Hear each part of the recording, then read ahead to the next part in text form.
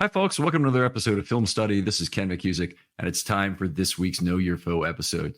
And today we have Bengals expert, one you've heard on the show before, Mike Santagata. Did I say that correct this time?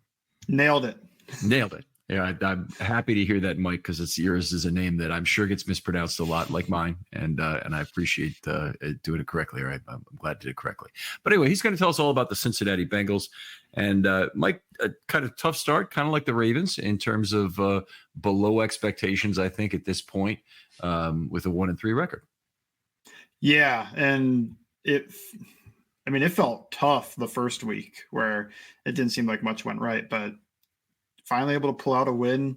The Washington game was supposed to be the turnaround game, but it kind of looks like Washington's offense might just be really good, and the Bengals defense continues having their issues. So it's not the end of the world because they were able to pull out to 1-3, but it's certainly not where any fans expected them. I mean, I think most fans thought that would be reversed with wins over the Patriots and the Commanders and probably one loss to the Chiefs. So tough start, but season's young. They're not looking at mock drafts just yet.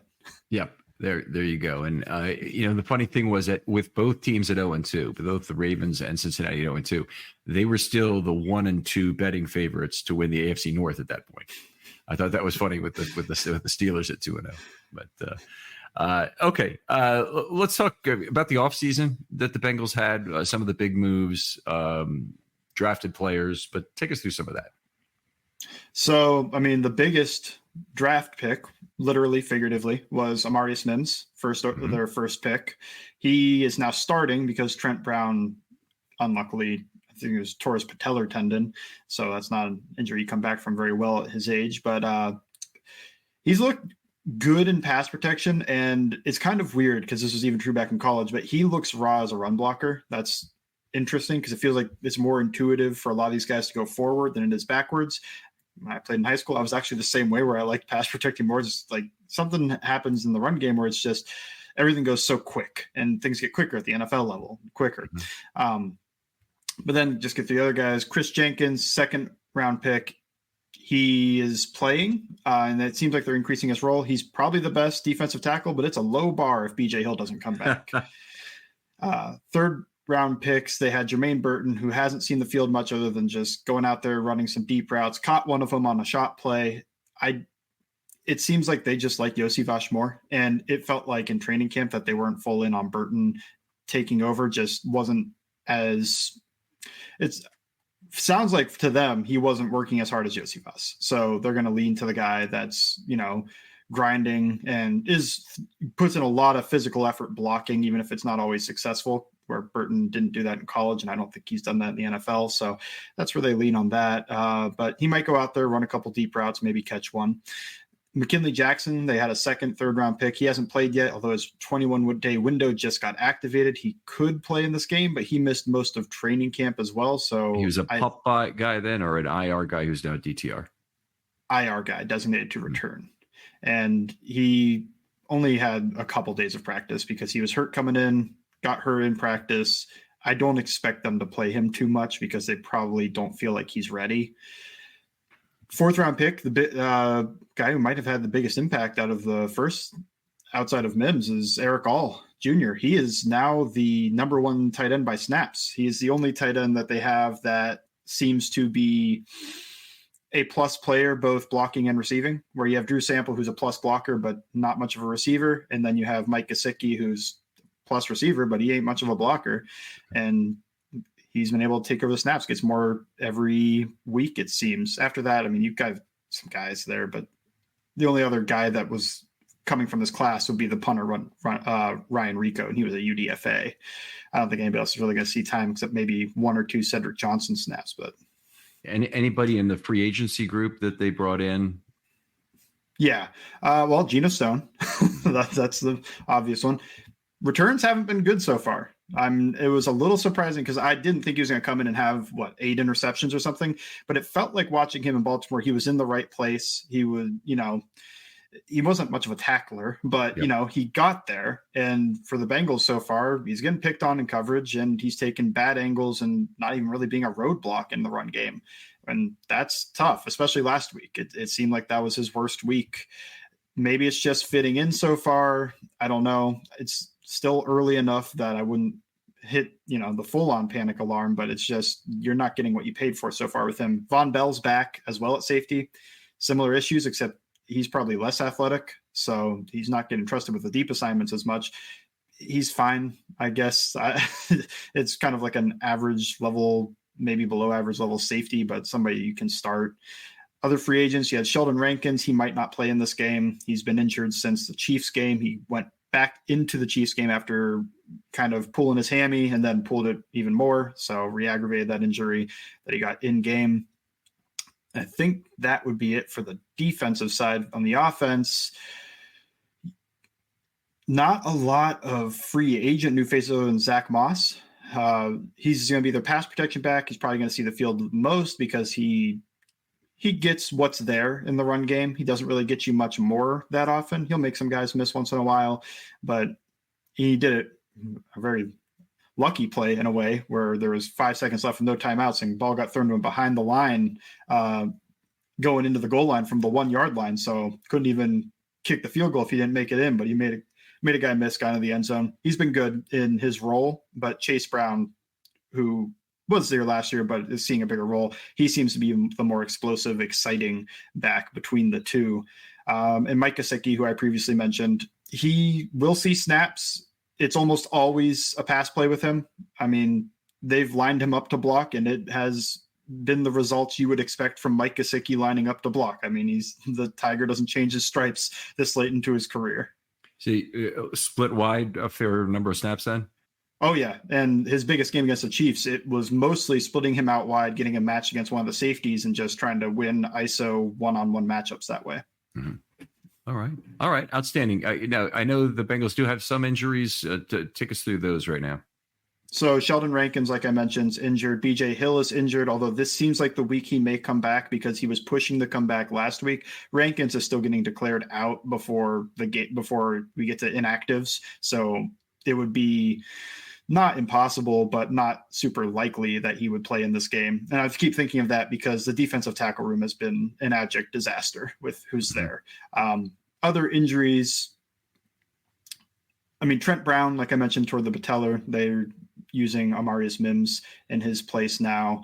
Other than that, not a lot of guys that are going to miss time that would play any snaps. So they're relatively healthy other than taking a lot of injuries to the DT room. Okay. All right. I know the Bengals. I forgot a big one. Trey Hendrickson, stinger in the last game.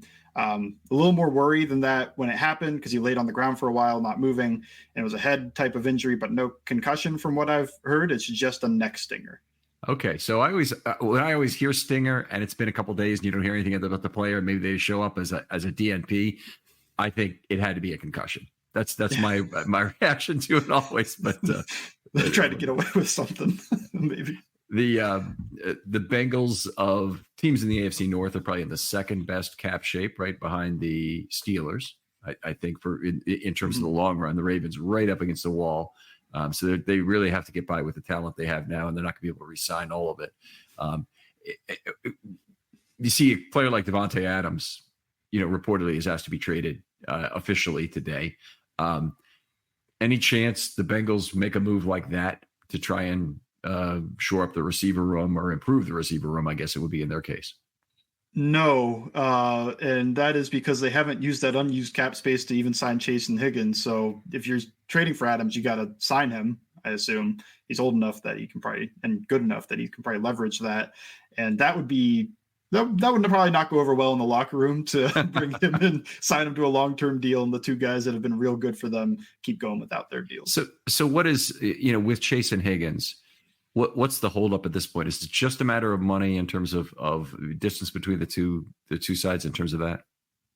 Guaranteed money. Okay. With Higgins, I think they may have made the choice not to re-sign him because they're thinking of how they're going to allocate their cap. Whether that's the right or wrong decision is up for debate, but it felt like after his window came up, they weren't as serious about re-signing him, but they were very serious about re-signing Jamar Chase this offseason. It's just that he wants a lot of guaranteed money up front and over the life of the deal, and the Bengals want to push it back because the owner says, putting that much money into escrow. I don't have that much money, but then, it's a football team. I think he does. BS. Yeah, that's right. Borrow it. Yeah. I'm paying a lot of money to go see this game. Yeah. So it's not that. I've heard that said of Bisciotti too, who's literally the richest man in Maryland. He has over $6 billion, and somebody said, but he only might have $80 million in cash. And I'm like, it doesn't matter. When you have that much money, you can borrow a high percentage of that. Or maybe not a high percentage of that, but a high number of total dollars to get it done. Anyway, great. Let's move on to the offense. Talk about Joe Burrow a little bit. What you're seeing from him this year. Anything different about his game? Honestly, it felt like people freaked out week 1, but he's kind of been bad week 1 every year. And I don't know what it is where he just doesn't seem comfortable. He had happy feet and a quick trigger weeks 1 and week 2 in 2022. 2023, I kind of throw it out a little bit because of the calf injury. Although towards the end of that Ravens game, it started to feel better, and then he pulled it, and then it got much worse. But it just feels like he's never hit the ground running. And now it feels like he's where he needs to be. I mean, the one interception that so far this season came on a play that, him and Jamar Chase weren't on the same page. Jamar Chase starts running one way, Burrow throws it, and Jamar Chase runs the complete opposite direction in a scramble drill and just leaves it. That just ends up being left for the defensive back instead of being a possible explosive play.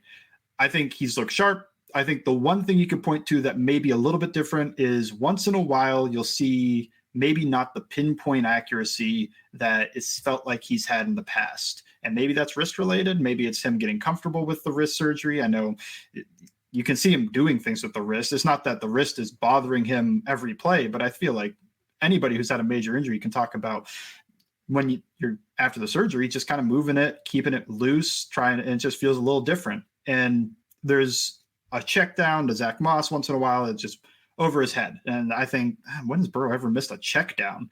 And then a play to T. Higgins back at the end zone against the Commanders, too high, and he can't get both feet down. And I just think I think Burrow could have made that pass. Maybe I'm reading into it a little bit too much, but I think it's like it's nothing serious, just like 1 or 2 plays a game where I think Joe Burrow makes that pass 2 years ago, last year when he was healthy. Mm-hmm. Okay, so one thing about Burrow that I've noticed in terms of his play against the Ravens specifically, and this was maybe more with when they had Geno Stone last year, had a second really active ball hawk in the secondary, is that Burrow does not really like to throw deep against the Ravens. He does not like to throw into the teeth of cover 2, which means a lot of the offense has been immediately to the outside, a lot of wide receiver screens and swing passes to backs and whatnot to try and get the ball out from the middle of that defense. That's 4 games in a row. The 22 playoff game, he took a few more chances down the field, was a little better, but honestly, he's been pretty bad the last 4 games against the Ravens. Is there do you see him taking more chances with the group he has this year down the field? Yeah, I think you can, just because there's more juice in the wide receiver room. Even though Boyd, I think, was a solid player, he wasn't threatening anybody deep down the field, really, unless it was some type of play action. He got butt naked up the field. So Jermaine Burton, that's a guy with a lot of juice, and you can throw the ball down the field if he gets that opportunity. Yossi Vosh, they ran into 2-man against the Panthers last week, and Burrow throws it to him in between his man guy and the 2 deep safeties and push the ball a little bit. I do think this is just something in general with Burrow. It feels like when he sees 2 high coverages, he kind of kills whatever deep route there is in his mind instead of maybe hanging on it for just a moment. And this shows up, I think, most when they run like a sail concept with a little post on the outside and that deep out. Against quarters, a lot of quarterbacks will throw that post because you should have inside leverage with your receiver running down the field without help. And it feels like Burrow doesn't. And he's missed Burton. He didn't miss, but he turned down Burton on it. He turned down Yossi Vosh on it. He turned down Higgins on it in the past 3 years, 1 each year.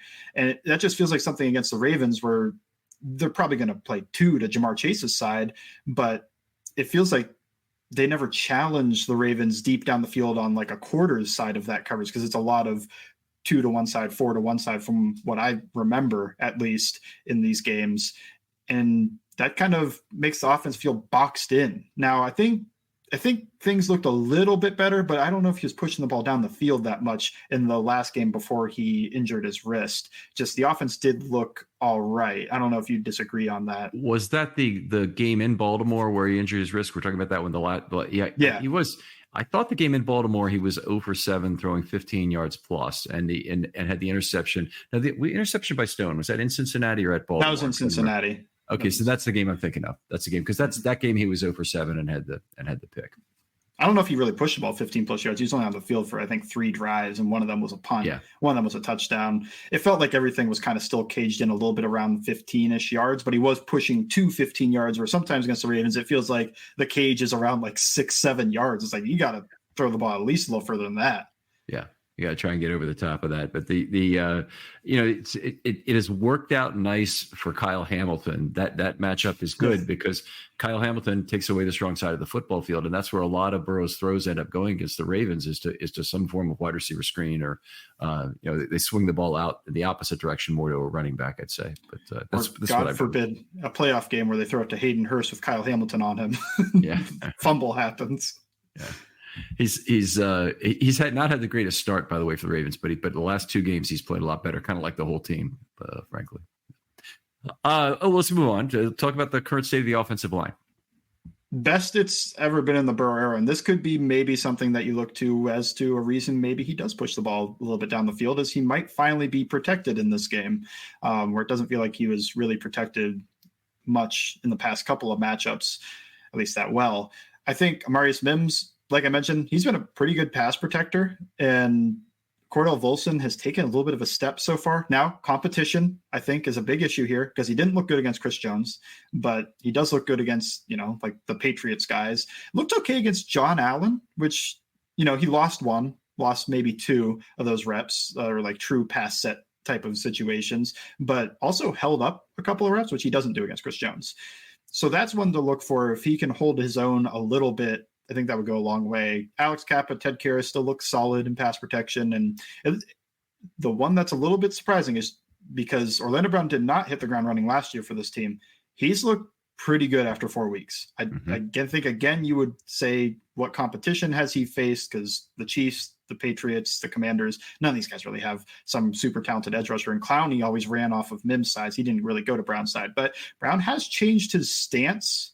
Notably, he used to have an open back leg, and he's kind of closed that off, made it a little more vertical. He's setting a little more vertical. He looks about as good as I've ever seen him. Hopefully that doesn't come back. Those words don't come back to haunt me. But that in pass protection, it's been a very good start for Orlando Brown. Okay, so Odafe Owe will typically be Brown's opponent in the game. A lot of the Ravens' rush has come from their interior, where they really, for the first time in Ravens history, they have 3 good interior rushers, although Michael Pierce may miss this game. But he missed last week. But they have Travis Jones has been a wrecking ball, and that's what I want to hear about, who he matches up with on the interior line. Yeah, he's mostly brushing from the nose inside of the A gap? That's correct. Yeah, mostly yes. Well, that becomes really tough if he's a wrecking ball, because Madubuike is a pretty good pass rusher himself. So who do you slide to? Who do you give the help to? And that'll be interesting because, the game might come down to whoever they don't slide to. Can that player hold up against whoever this Ravens interior rusher is? Because Travis Jones, I think this year I've watched a little bit, and he looks improved from the last couple of years as a pass rusher, where it felt like it's just getting a little bit more technically refined and just getting underneath guys. In that Chiefs game, he had some real good plays against that interior offensive line. That's a really good interior offensive line. Match it up against Karras, Kappa, and Volson.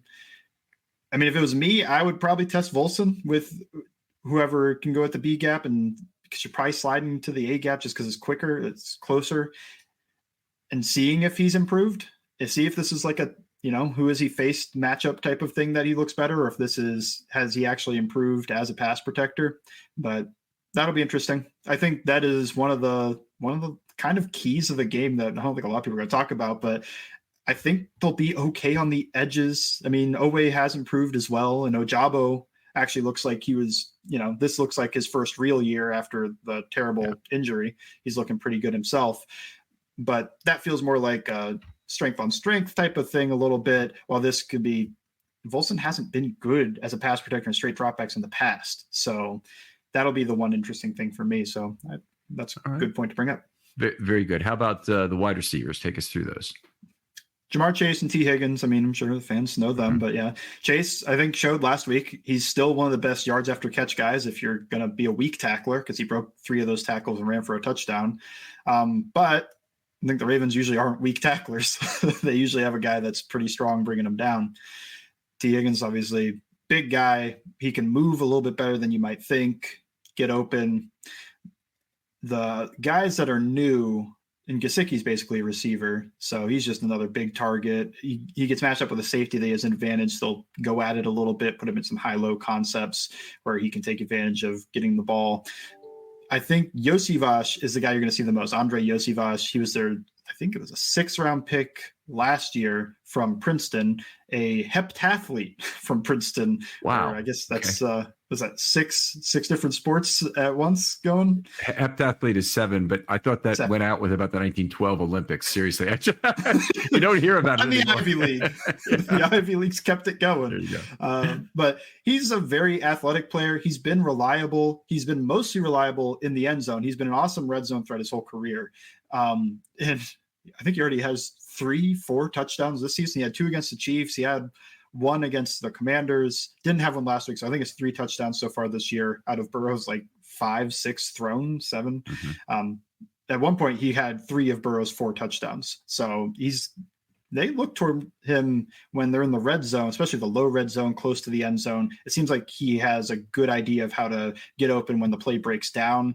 And this past 2 games, it felt like he's gotten better between the 20s and being a guy that they can trust in structure and throwing the ball to him there. Only had 1 catch, but it was a really awesome catch to be able to come down with that with 2 safeties and a guy behind you, all ready to just lay the wood on you to be able to catch it, bring it in, protect yourself, get down.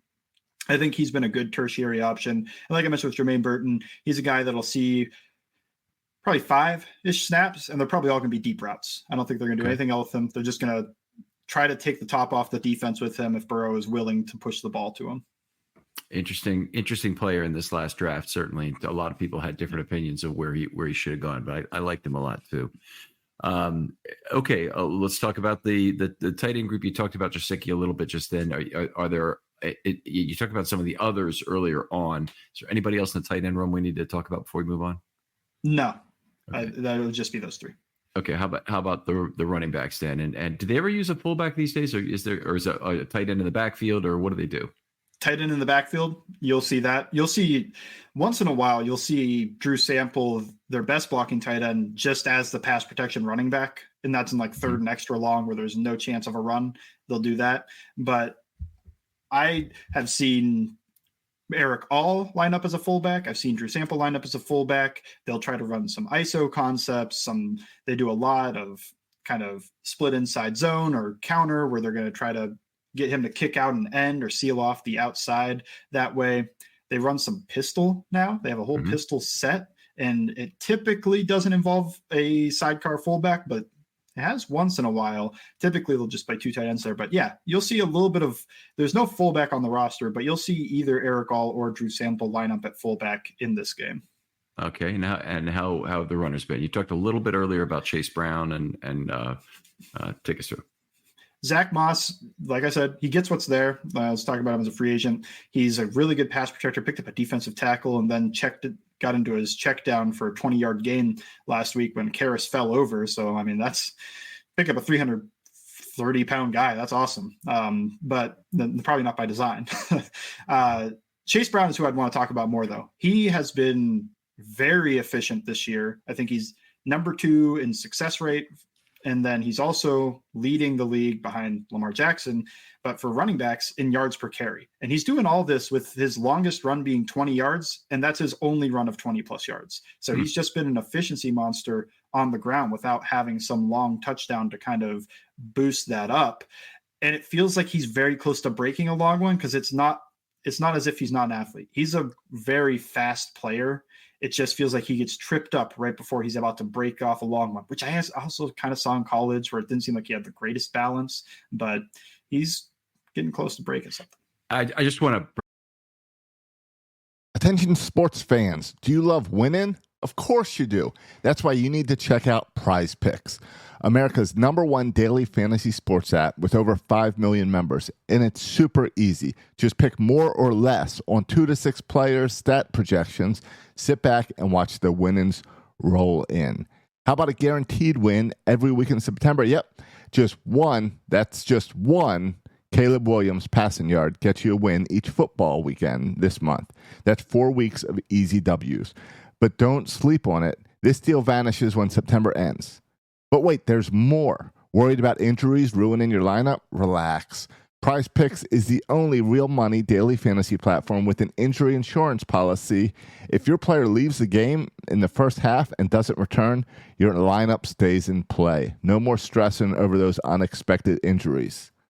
This weekend, I'm taking Derrick Henry for more than 70 yards and Daniel Jones for less than 193 passing yards. 2 picks that I feel great about. And the best part is you can win up to 100 times your money with just 4 correct picks. So what are you waiting for? Download the Prize Pick app today and use the code RAVENS to get $50 instantly when you play just $5. That's right, $50 free just for giving it a shot. More winning, less stressing. Prize Picks is where the fun begins. Bring this up to put this because I talk about success rate for running backs a lot, and I usually use the PFR definition just because it's available and easy to deal with. But he's at 72.4%. To give you an idea, it's only through 29 carries, but Keaton Mitchell last year was at 68%. The Ravens this year as a team are at 56.5%, which I saw some graphic that didn't even lead the NFL. 56.5. That's an extraordinary high number. And for those who have heard me say it before, the all-time record holder in this category is Gus Edwards at 57.4%. They haven't been keeping it for only keeping it for the last 30 years or so, but he's the all-time record holder. I was shocked by that, but that number is off the freaking charts for Chase Brown. That's for certain. I think a little bit comes from some designer runs. You know, he gets the counter, he gets the stuff that gets him into the open field, he gets the stuff that's easy to read out. But last week he was getting some of those kind of grimy stuff like 5-man inside zone duo and having to read that out. And he was still successful reading it out. So I can't imagine they're not going to expand his role going forward. Yeah, I mean, he'd do really well with a read option quarterback, I think, because you know if you're looking at either option, and it's definitely a case where Jackson lifts all both for the Ravens running backs. You know, he takes a lot of the balls where the defense is closing in or caging in the running back. All right. Let's move on. So I think we answered the question about the type of personnel they like to run out of. It's mostly 11 runs, right then? It's mostly 11, but there's a lot more 12 now.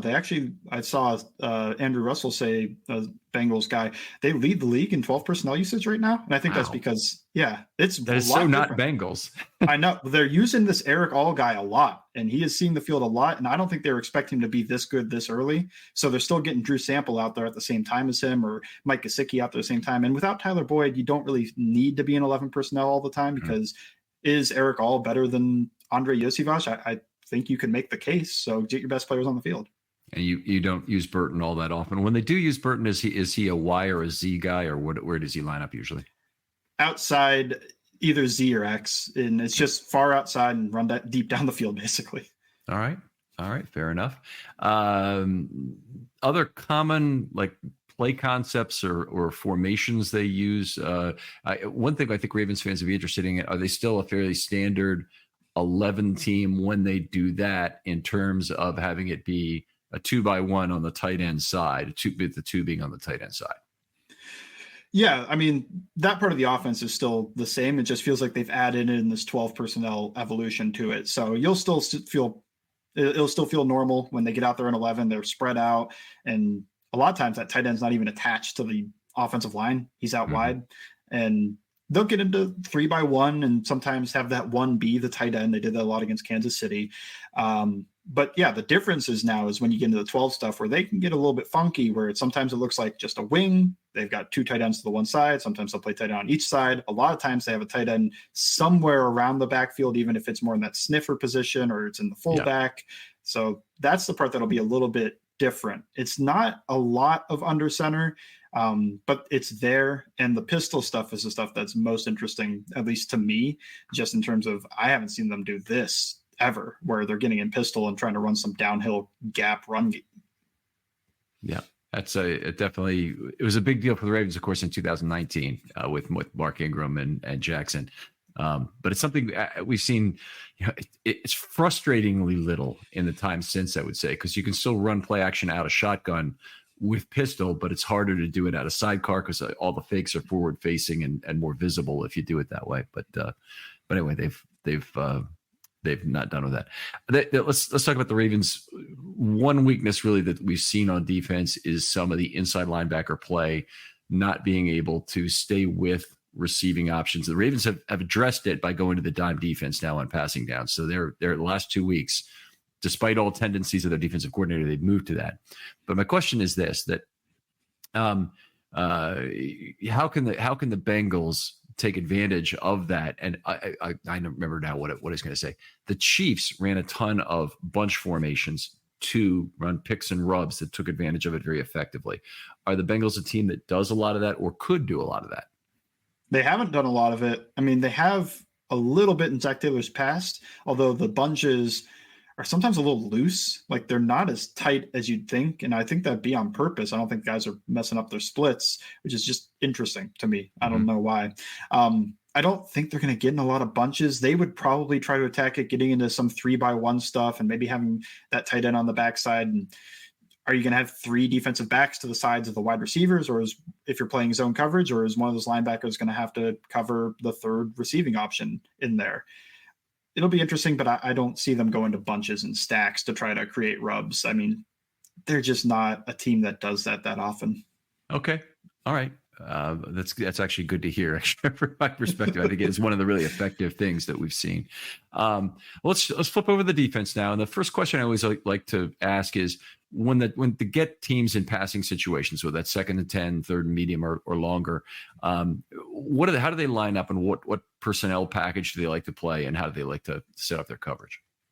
On passing downs, they'll get into the 4-2 mostly and just play some type of overfront, not overloading sides that often. They did a little bit in the 2-minute drill against the Panthers, but it feels like Anarumo kind of keeps it that way of just structured 4-2-5 and pretty standard nickel look in passing committed downs. Nickel. They're a committed nickel, meaning they don't really use dime concepts. They're a 2-3 down linebackers, or two linebackers on all downs. Let's put it that way.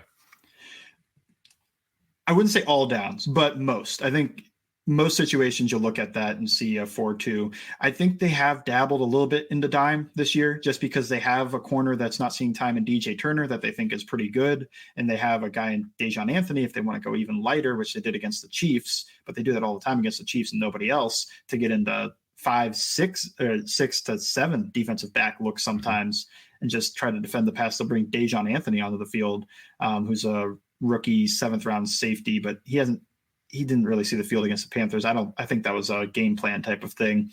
I think when you're looking at pass downs, it's a pretty standard look. The only thing I could think of would be, in the past, sometimes Anarumo's gotten blitz heavy against the Ravens when they get into passing downs like that. Maybe you would see them try to do some funky looks that way. Okay. All right. Fair enough. So let's talk a little bit about the defensive line and tell me about rotation, depth, and snap management. I know there's been some injuries there. Yeah, go outside in. Trey Hendrickson probably plays as many snaps as he can, but we'll see if he plays, and if he does play, if he's limited. Sam Hubbard kind of gets the same role where he just plays as many snaps as he can, even though he doesn't bring much as a pass rusher these days. He's still a solid run defender, just not even beating lower competition as a pass rusher.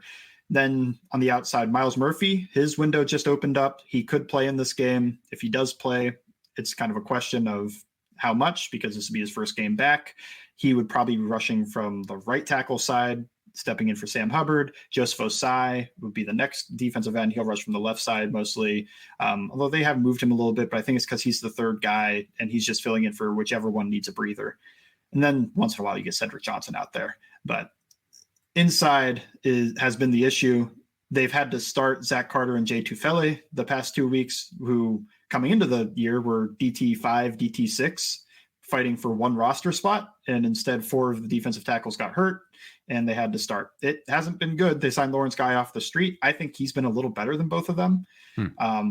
But he's really just replacement level defensive tackle. He goes out there, does his job for the most part, doesn't really make a splash play here and there, but he's sound. He's what you think a 34-year-old guy would probably do, experienced, winning that way, but he's not much of a pass rusher at this point in his career. He wasn't really when he was in his prime.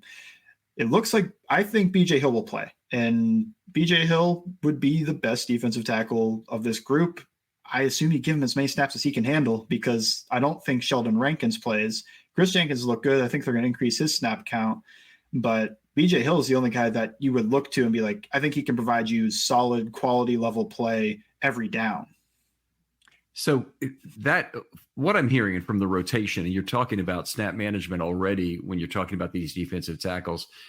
Is this a group where, first of all, I assume they activate? Actually, I don't know, because the rules are different for a 4-3 line as opposed to a 3-4 line in terms of what's the standard number you activate. But for the interior defensive line, and the Ravens have gotten themselves in a game where they've activated 4 for a number of games. And I'm completely opposed to that, by the way. I think it's way too much risk. And the marginal special teams player you're getting in exchange for being a defensive lineman short is just exposing you to tons of risk if things go wrong. Hasn't burned them yet, but they've begged for being 7'd out on any of these games happening. The question I would have for you is this a game where the Ravens, by use of an extended number of snaps, or by winning the snap battle significantly, playing a more grindy running offensive style, are likely to derive an advantage versus a team like the Bengals? Yeah, I think you could, especially if you can get into situations where you get the backup defensive tackles on the field for a long period of time. I think Chris Jenkins will see the second most snaps, but he didn't last week. In fact, he played at least to start the game. He didn't come into the game until the goal line stand, and they started 3 defensive tackles, started out in an odd front 3-4 type of approach against the Panthers base. And it was Lawrence Guy, Zach Carter, and Jay Tuvele instead of Chris Jenkins. Maybe it's just they don't feel like the rookie's ready. I don't know. But he came in for the goal line stand. They finally stopped the run and got a goal line stand and stopped them on 4th down. Chris Jenkins actually made the stop on 4th down. I have to think his role will increase if he plays well as a rookie over guys that are replacement level or below that. But you never know. I do agree, though. I think if they might finally have 5 defensive tackles, but they've been 4 by necessity lately. And really, they against the Commanders, I think it was 3. I think all they had was just Zach Carter, Jay Tufele, and Lawrence Guy.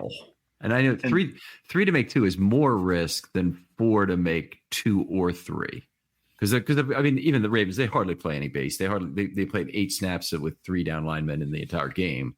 So you don't really end up with too many times per game where you actually need 3. But 3 to make 2 sounds really, really risky if you lost somebody. Yeah, luckily they didn't lose anybody, but that game was a big risk. I don't think you'll see that. They could activate up to 5 for this game. I think this would be the week, though, that you got guys that are coming off injuries that are going to be playing in this game. And what is their snap count going to look like? Can they handle 40 snaps, where BJ Hill might be where he normally is, 60% of plays or somewhere around there, but he's coming off an injury. Can he do that? All right. Outstanding.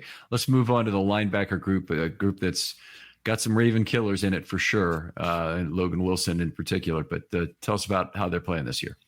Logan Wilson's having a great start to his year. I think last year was a little bit of a down year for him. It feels like Jermaine Pratt's been okay, but he almost looks a step slower, which he was never some extremely fast guy to begin with, even though he was a former safety. Feels like he's always been not plodding, but, he didn't look like some coverage guy. I guess he could run with wide receivers back a few years ago, a little bit when he had to pick them up, but doesn't look like that this year. Logan Wilson, though, I think he's looked smart. He's been in the right place. He's fit the run really well, even around bad defensive tackle play.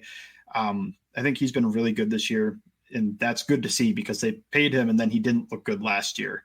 So seeing that improvement. And then you might see in Keem Davis-Gaither, they have sometimes gone to their 4-3 base rather than a 3-4 base against the Ravens, just to have off-ball bodies moving in some type of option game so that they have more guys that aren't stuck on the line of scrimmage to flow. And they went to a 4-3 base against the Chiefs and against the Commanders, but I think that was by necessity when you're talking about having 3 defensive tackles. active. And in the Chiefs game, 2 of their defensive tackles got hurt. I think they were down to their last 2 in that game because they didn't have Lawrence Guy yet. So kind of getting to that 4 down base is a necessity. I don't even know if they could have gotten to 3 guys unless they moved Sam Hubbard inside or something. But I like Akeem Davis-Gaither. I think he's played really well when he's been given his opportunities. I'd rather see him on the field than a third defensive tackle if they get into base anyway, because he keeps making good on it. He got an interception on Patrick Mahomes in coverage, and he's done a good job of playing the run too, despite being a smaller guy.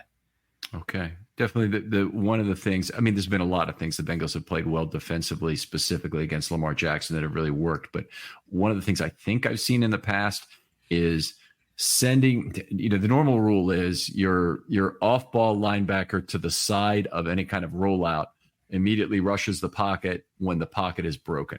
And it's almost like the Bengals anticipate the pocket broken. The Browns do this very well as well too. And they get somebody downhill quicker against Jackson as he's starting to move around and it looks like he's going to leave, as opposed to waiting for it to actually happen. And that's been, to my way of thinking, or to my observation, that's been something that's been very effective for the Bengals.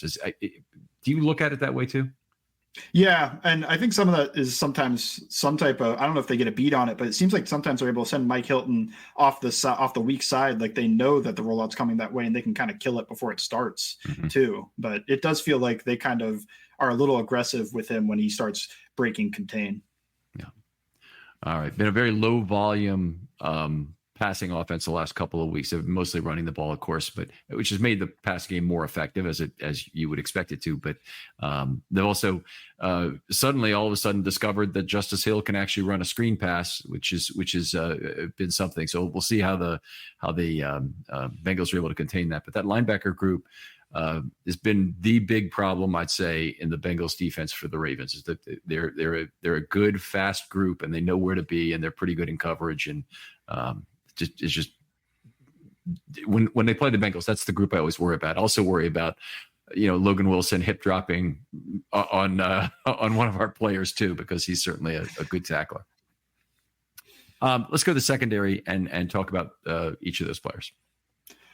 Starting with the corners, we'll go to, I guess I mentioned Mike Hilton, more of a blitz specialist, but he is fine when he's playing zone coverage. I think in man coverage, he can get got where he just doesn't have the athleticism to keep up with some of those guys, but he's usually in the right place in zone coverage. Best run defending defensive back that they have. Just a guy that at 5'9", 180 pounds should have no business making the plays he does in the run game. But I mean, even against Derrick Henry in the past with the Titans, he was one of the main guys that would chop him down at the legs and be able to get him stopped before he gets going. Because, I mean, I'm sure you've seen this. When Derrick Henry gets going, it's a lot harder to bring him down than it is when he gets started. He's not a guy that fires out of the gate, but once he builds up that speed, I mean, that's a runaway freight train.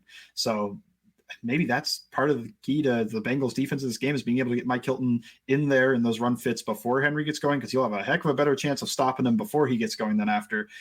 After that, Cam Taylor-Britt has been he was supposed to be the best corner, and he was, I think, weeks 1 and week 2, and then he got beat week 3 a few times, and week 4 was a disaster. It could have been worse. He got benched before halftime for DJ Turner because he could not keep up with Deontay. I think it was 100 yards given up before halftime, and they pulled him. They put in DJ Turner. DJ Turner makes 2 pass breakups. They're trying to get Cam Taylor back in the game, and he immediately picks up a holding flag and gets beat for a touchdown. So I've never seen him play that bad in my life. I don't know what was going on, but Deontay Johnson just had him. But it was also Xavier Legette getting him. It wasn't even because stylistically, he's a physical guy and he tries to get into people. If he's going to miss his jams and he's not going to be able to keep up with Deontay Johnson's release, Deontay Johnson's a good mover, even if he's not good at a lot of things. He's a really good mover and getting open.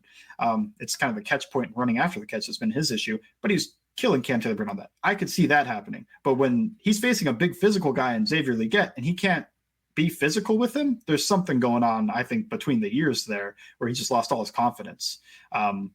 We'll see. He's going to start. I would feel pretty confident saying he's going to start in this game. If he plays that poorly again, I don't know if they're going to have a quick leash on him or not. But yeah, that was tough to watch in week 4 to be confident in him in week 5. Dax Hill moving from safety to corner. Not a transition you often see work out. I feel like that's sometimes when you see that year 3, you're like, oh, that's the end of his career. That's a first rounder, but he's been good. I think you can see a little bit of cracks in the armor just once in a while, and it's not on targets. He's been very good when targeted, and he's recovering and making plays. It's just, I know on that Cam Taylor-Britt interception against Mahomes that everybody probably saw with the one-handed down the sideline, look to the other side, and Rashee Rice kind of has Dax Hill stacked in a single high running up the field. I think if he looked that way instead of towards Cam Taylor-Britt, he might have had something. But also, I can't say definitively because Dax Hill's been really good at recovering and breaking up plays down the field. He was the guy that gave up the touchdown, I guess, to Terry McLaurin, but that was also what an insane throw and on 0 blitz there. Yeah, it's just a marvelous throw. You don't get much better. Cam Taylor-Britt is typically lines up at right corner, right? Yes, defensive right, and Dax Hill is defensive left, right. And it's almost always that way. Okay, so right, they're not chasers. You're saying, okay, that's important. So anyway, it would typically be Bateman on the side with Cam Taylor-Britt. So I would have to think that's going to be an easier matchup for him than some of the players he's faced, given that Jackson just does not have the same kind of connection with Bateman that he has with others. Jackson needs to see the route break to throw that football. He just doesn't seem to be comfortable throwing a kind of back shoulder throw or any kind of that where Bateman could really give you some separation. But that should be an easier matchup, I would think, for him. Yeah, I'd be more worried about him against Zay Flowers, I think, just in terms of shifty movement ability type of situation there, where if he's killing Cam Taylor-Britt on the release and Cam Taylor-Britt can't jam him, then that could cause some issues. But Dax Hill might match up better because he has good movement ability with a guy lined up like Zay Flowers on that outside, where he's also not as strong as Cam Taylor-Britt. So I don't know, maybe the Ravens flip it a little bit, but maybe if they haven't done that in the past, I don't know. I get frustrated about that with the Bengals where they're running Trey Hendrickson into Trent Williams 30 times a game. And they won't run him against McGlinchey. Right. Okay. Fair enough. Really appreciate that. So maybe any other insights into some things defensively you think the Bengals might do against the Ravens that would be maybe different from what they normally do? The things I think of are not what they don't normally do against the Ravens, just what they don't normally do in general, playing like a 4-3 type of base, playing blitzing a bit more. We'll see. I think the Ravens I watched quickly what was listed as blitzes on the NFL Pro, and it seemed like the Ravens have better answers this year. Even you could speak to that than I could. But Roman never really had the answers for Lamar, it felt like. And for whatever reason, it doesn't seem like Lamar really breaks the 0 blitz and just is able to run for 100 yards either. But we'll see if they're going to try to pressure him that way. I think it leaves your guys on islands when you do that. And if they have good answers, they have to make tackles. And they've been very bad tackling this season outside the Kansas City game, missing a lot of tackles. And it's everybody. It's even guys other than, I think, Logan Wilson. I think everybody else has missed multiple tackles in a game. Yeah, looking at this, it looks a little high. It looks a little high in terms of the percentage. So I trust your judgment on that. Mike, always great talking football with you. We don't do score predictions here, but I'd like to hear one player on each side of the ball you think matches up quite well with the Ravens. I think Logan Wilson would have been my choice, and we kind of hinted at that where he's had some good games against the Ravens in the past. I don't think this defense is – I wouldn't predict this defense to have a great day against Baltimore, even if they've done it in the past. Just I don't have confidence in them right now watching the past 4 weeks. But if somebody does have a good day, I think it'd be Logan Wilson. Somebody gets a turnover or whatever. On the other side of the ball, I'm interested in this running game matchup because the Ravens are number 1 defense in success rate when it comes to running the ball. And Chase Brown is kind of like the number 1 guy at being successful. So that's a strength on strength matchup. But I think I'm going to move more. I think T. Higgins scores a touchdown. He's been close. And I think if the Ravens are going to focus a lot on Jamar Chase like they have in the past, it leaves an opportunity for him to be able to score. I don't know if it's a deep ball or anything, but that just feels like something they'll try to push for in this game, although it does seem like whoever would be number 3 in a 3 wide receiver set should have the good game. If that's going to be Jamar Chase, they're going to be focused on it. You can't just sneak him in there and the Ravens are going to cover him with a linebacker. So I'll go T. Higgins on that side, although I feel like it's a little tough. It's a little tough because I want to go Joe Burrow, but he hasn't had good games against them in the past.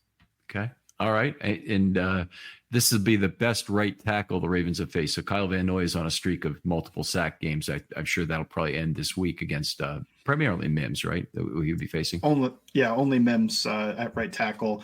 If Kyle Van Noy has a great inside move, I think that's how you can get him. I think he's outside and through him don't seem available, but it seems once or twice a game there's an inside move that wins against him.